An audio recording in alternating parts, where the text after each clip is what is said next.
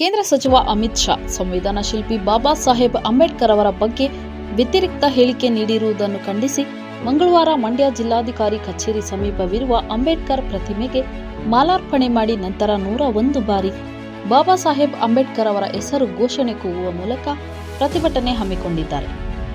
ಅಂಬೇಡ್ಕರ್ ಅವರ ಭಾವಚಿತ್ರ ಹಿಡಿದು ಮೆರವಣಿಗೆ ಬಂದು 101 ಬಾರಿ ಅಂಬೇಡ್ಕರ್ ಅಂಬೇಡ್ಕರ್ ಎಂಬ ಘೋಷಣೆ ಕೂಗಿ ಅಮಿತ್ ಶಾ ರಾಜೀನಾಮೆಗೆ ಒತ್ತಾಯಿಸಲಿದ್ದೇವೆ ಎಂದು ಪೀಪಲ್ಸ್ ಪಾರ್ಟಿ ಹೇಳಿದೆ. ಮಂಡ್ಯ ಪಟ್ಟಣದ ಪಶ್ಚಿಮ ಪೊಲೀಸ್ ಠಾಣೆಯಲ್ಲಿ ದೂರು ಸಲ್ಲಿಸಿದ್ದೇವೆ. ಈ ಕ್ರಮಕ್ಕೆ ಮಾಧ್ಯಮ ಮಿತ್ರರು, ಬಾಬಾ ಸಾಹೇಬ್ ಅಂಬೇಡ್ಕರ್ ಅನುಯಾಯಿಗಳು, ಫಲಾನುಭವಿಗಳು, ಸಂವಿಧಾನ ಪ್ರೇಮಿಗಳು, ಅಭಿಮಾನಿಗಳು ಭಾಗವಹಿಸುವಂತೆ ಕೋರಿದ್ದಾರೆ. ಮಾನ್ಯ ಗೃಹ ಮಂತ್ರಿಗಳು ಆಕ್ಚುಲಿ ಮಾನ್ಯ ಅನ್ನೋದಕ್ಕೆ ನಮಗೆ ಅದು ಅಮಾನ್ಯ ಅಂತ ಆಗಬೇಕಾಗುತ್ತೆ. ಬಟ್ ಅದು ಕಾನ್ಸ್ಟಿಟ್ಯೂಷನ್ ಹುದ್ದೆ ಆಗಿರೋ ಕಾರಣಕ್ಕೋಸ್ಕರ ನಾವು ಅವ್ರಿಗೆ ಗೌರವ ಕೊಡಲೇಬೇಕಾಗಿದೆ. ವ್ಯಕ್ತಿ ಮಾಡಿದ ತಪ್ಪಿಗೋಸ್ಕರ ಹುದ್ದೆಗೆ ನಾವು ಅವ್ರಿಗೆ ಅಪಮಾನ ರೀತಿ ನಾವು ಮಾತಾಡೋಕ್ಕೆ ತಯಾರಿಲ್ಲ. ಯಾಕೆಂದರೆ ಅಮಿತ್ ಶಾ ಅವ್ರು ಮಾತಾಡಿರ್ಬೋದು, ಬಟ್ ನಾವು ಮಾತಾಡೋಕ್ಕೆ ತಯಾರಿಲ್ಲ. ಯಾಕೆಂದರೆ ಅನಿಲ್ ಚಂದ್ರ ಅಮಿತ್ ಶಾ ಮಾನ್ಯ ಗೃಹ ಮಂತ್ರಿಗಳು, BJP ಸರ್ಕಾರ ಅಥವಾ ಕೇಂದ್ರ ಸರ್ಕಾರ ಇವತ್ತು ಅವರು ಗುಜರಾತ್ ಗಾಂಧಿನಗರದ ಸಂಸದರಾಗಿ ಆಯ್ಕೆಯಾಗಿದ್ದಾರೆ. ಸೊ ಅವರು ಈ ಮೊನ್ನೆ 75 ವರ್ಷ ಆಯಿತು ಭಾರತ ಸಂವಿಧಾನ ಜಾರಿಗೆ ಬಂದು. ಅದ್ರ ಹಿನ್ನೆಲೆಯಲ್ಲಿ ರಾಜ್ಯಸಭೆಯಲ್ಲಿ ಚರ್ಚೆ ನಡೀತಾ ಇತ್ತು. ಏನೆಲ್ಲ ಅಪ್ ಆ್ಯಂಡ್ ಡೌನ್ಸ್ ಆಯಿತು, ಏನೆಲ್ಲ ಆಗಬೇಕಾಗಿತ್ತು ಚರ್ಚೆ ನಡೆಯುವ ಹಿನ್ನೆಲೆಯಲ್ಲಿ ಬಾಬಾ ಸಾಹೇಬ್ರ ಬಗ್ಗೆ ಅವರು ಮಾತಾಡ್ತಾ ಕಾಂಗ್ರೆಸ್ ಪಕ್ಷನ ದೂಷಣೆ ಮಾಡೋಂಥ ಸಂದರ್ಭದಲ್ಲಿ ಮಾನ್ಯವಾರ್ ಫ್ಯಾಷನ್ ಹೋಗ ಅಂಬೇಡ್ಕರ್ ಅಂಬೇಡ್ಕರ್ ಅಂಬೇಡ್ಕರ್ ಅಂತ ಅನ್ನೋದು ಫ್ಯಾಷನ್ ಆಗಿಬಿಟ್ಟಿದೆ ಅಂತಕ್ಕಂಥದ್ದನ್ನ ತನ್ನ ಚರ್ಚೆ ಭಾಷಣದಲ್ಲಿ ಅವರು ಉಲ್ಲೇಖ ಮಾಡ್ತಾರೆ.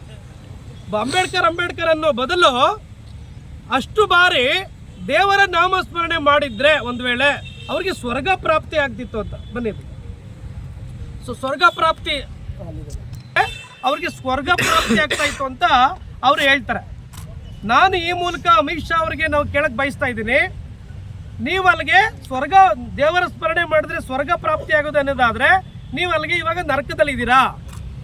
ನಿಮಗೆ ಬೇಕಾದರೆ ನರಕ ಎಲ್ಲಿ, ಯಾವಾಗ ಸ್ವರ್ಗ ಬೇಕು ಅಂದರೆ ಸಾಯಬೇಕು, ನರಕ ಬೇಕಂದ್ರೂ ಸಾಯಬೇಕು. ಅಲ್ಲಿಗೆ ಇವರು BJP ನೇತೃತ್ವದ ಕೇಂದ್ರ ಸರ್ಕಾರ ಭಾರತ ದೇಶವನ್ನು ನರಕ ಮಾಡಿದ್ದೀವಿ ಅನ್ನೋದೇ ಅವರು ಇಂಡೈರೆಕ್ಟ್ ಪರೋಕ್ಷವಾಗಿ ಒಪ್ಕೊಳ್ತಾ ಇದ್ದಾರೆ ಅವರು.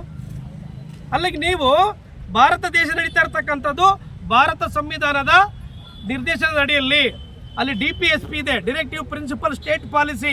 ಆಡಳಿತ ಹೆಂಗೆ ನಡೆಸಬೇಕು, ರಾಜ್ಯಗಳು ಹೆಂಗಿರಬೇಕು, ಕೇಂದ್ರ ಆಡಳಿತ ಪ್ರದೇಶಗಳು ಯಾವ ರೀತಿ ಆಡಳಿತ ನಡೆಸಬೇಕು, ರಾಷ್ಟ್ರಪತಿಗಳ ಆಳ್ವಿಕೆಯನ್ನು, ಮತ್ತು supreme court apex court of the country ಅವ್ರದ್ದು ಪ್ರೊಸೀಜರು ಆಡಳಿತ ಹೇಗಿರಬೇಕು, ಹೈಕೋರ್ಟ್ಗಳು ಹೇಗೆ ನಡೀಬೇಕು, ಜಿಲ್ಲಾ ನ್ಯಾಯಾಲಯಗಳು ಯಾವ ರೀತಿ ನಡೀಬೇಕು, DCSP ಯಾವ ರೀತಿ ಕೆಲಸ ಮಾಡಬೇಕು, MLA ಮಿನಿಸ್ಟರ್ಗಳು ಯಾವ ರೀತಿ ಕೆಲಸ ಮಾಡಬೇಕು. ವರದಿ ನಟರಾಜ್ ಜೆಟ್ಟಿ, ಮಂಡ್ಯ.